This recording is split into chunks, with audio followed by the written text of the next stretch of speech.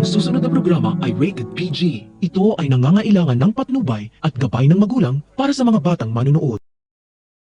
Hinding-hindi magtatagumpay ang kasamaan ni Via dahil nakaligtas si Belle sa kapahamakan matapos niyang makasalubong sa daan si Rosel at si Tyrone.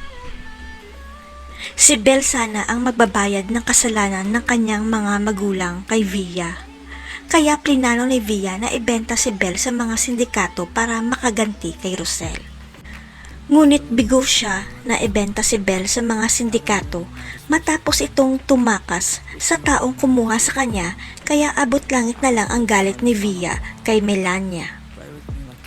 Dahil ang akala ni Via, niloko siya ni Melania dahil silang dalawa lang naman ang nakakaalam ng plano kay Belle at si Melania ang may kontak sa mga sindikato. Walang kamalay-malay si Via na nasa poder na pala ni Rosel ang ampon niya at magtataka na lang si Rosel kung bakit nakita niya sa kalsada ang anak ni Chris. Kaya dinala kaagad ni Rosel si Belle sa ospital para maipagamot at nadiskubre ng doktor na may pinainom kay Belle na gamot para siya mahilo at mahimatay.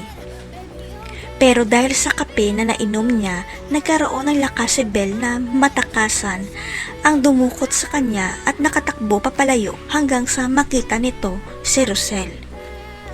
Dito na magtatanong si Rosel kung sino ang huling kasama ni Belle at tandang-tanda ni Belle na ang mami niya ang huling kasama niya sa bar at uminom sila.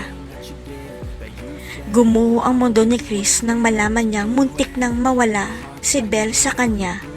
Kaya pinaimbestigahan niya ang nangyari at pinuntahan niya ang nasabing bar. Parang gustong patayin ni Chris si Via nang makita niya ang CCTV footage sa bar na nilalagyan nito ng gamot ang inumin ni Belle at pagbabayarin niya talaga si Via. Sasabihin na kaya ni Chris kay Rosel na anak nila si Belle. Makukulong na kaya si Via o makakatakas siya?